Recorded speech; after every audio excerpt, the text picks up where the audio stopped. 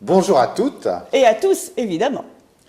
Aujourd'hui, Sandra, nous recevons notre spécialiste en affaires économiques et sociales, Daniel Expert, pour nous faire toucher du doigt...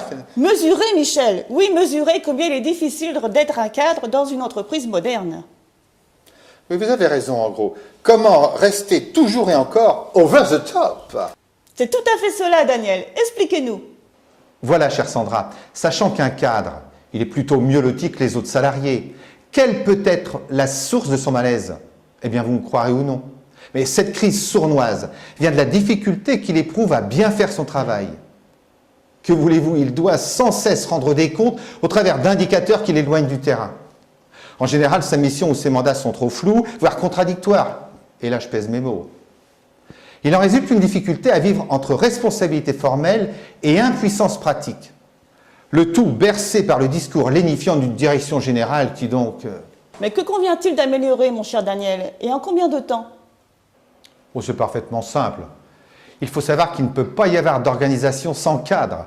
Alors, dans une économie où l'innovation est permanente, la compétitivité est d'abord affaire de capacité d'adaptation, de réactivité et donc... Effectivement, Daniel, c'est limpide. Mais comment a-t-on pu l'ignorer si longtemps? Ah mais attention, Sandra et Michel, tous nos téléspectateurs doivent bien comprendre qu'il faut que les décideurs sachent respecter chez leur cadre capacité de discernement et d'initiative.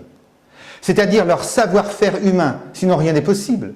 Or, trop souvent, ceux qui sont aux plus hautes responsabilités sont surtout intéressés par leur carrière et emploient des méthodes complètement périmées devant un encadrement médusé. Donc... Eh bien, c'est pas gagné, Sandra. En tout cas, merci, Daniel.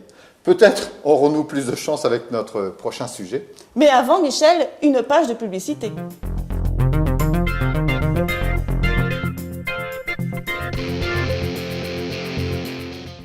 Et si je vous dis, votre expérience est reconnue et vous êtes toujours investi dans votre travail.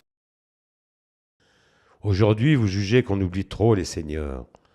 Eh bien, nous, à la CFDT, on défend jusqu'au bout ceux qui méritent d'être récompensés.